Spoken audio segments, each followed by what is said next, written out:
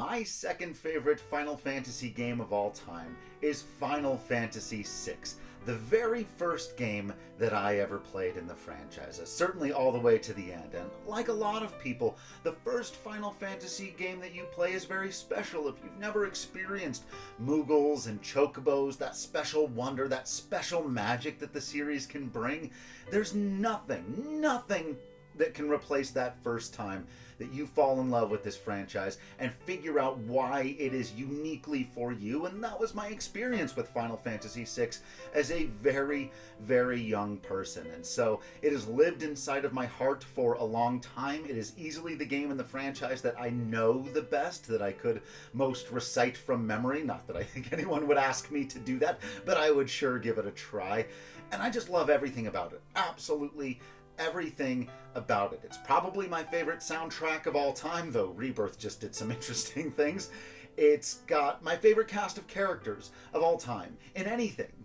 In any book, movie, television show, I love this group of characters. Terra and Celeste being particularly all-timers to me, but the brothers Edgar and Sabin as well. There's so much about this game that I adore and always have. The story, obviously. I've talked about over the course of these videos how some of the old gameplay isn't my favorite, and one of the things that I think really stands out to me about Final Fantasy VI is that its gameplay isn't my favorite.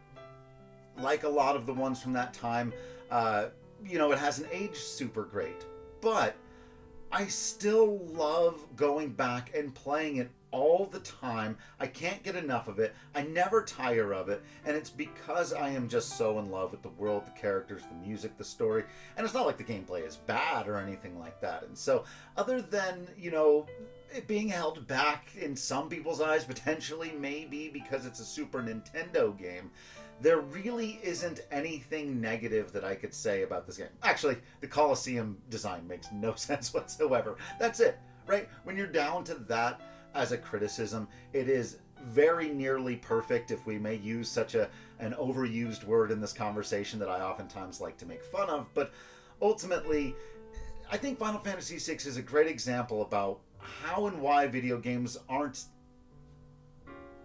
shouldn't necessarily just be broken down into bits and pieces and criticized for this or that or one or the other things, because everything in that game goes to serve a central experience that, for those who experienced it at the time, is very difficult to replicate and sometimes very difficult to explain to people in this modern age of gaming, where things are far more realistic, where a lot of the graphics and voice acting and direction and cinematography can do so much of that work for you, that a game that oftentimes looks and feels, and a story that oftentimes feels simpler, can still go to extraordinary lengths to discuss the human condition.